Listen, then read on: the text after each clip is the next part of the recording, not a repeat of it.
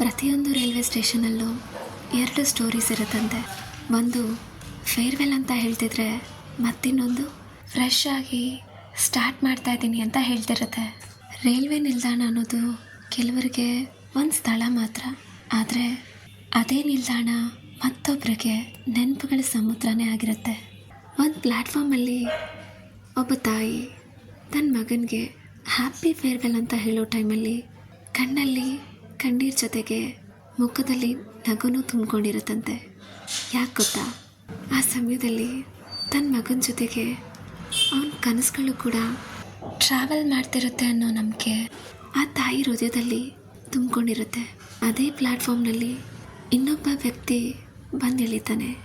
ಹೊಸ ಜಾಗ, ಹೊಸ ಕೆಲಸ, ಹೊಸ ಜೀವನ, ಹಾಗೆ ಭಯನೂ ಕೂಡ ಇರುತ್ತೆ. ಇದ್ರ ಜೊತೆಗೆ ಹೊಸ ಹೊಸ ಆಶೆಗಳು ಕೂಡ ಅವನನ್ನು ತುಂಬಿಕೊಂಡಿರುತ್ತೆ. ಜೀವನ ಅಂದರೆ ಹೀಗೆ ತಾನೆ. ಕೆಲವರು ನಮ್ಮ ಜೀವನಕ್ಕೆ ಬರ್ತಾರೆ, ಮತ್ತೆ ಕೆಲವರು ಹೋಗ್ತಾರೆ.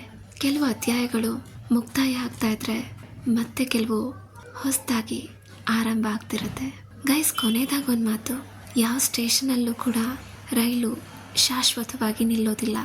ಅದು ಮುಂದೆ ಸಾಗ್ತಾನೆ ಇರುತ್ತೆ. ಹಾಗೆ ನಮ್ಮ ಜೀವನನೂ ಕೂಡ.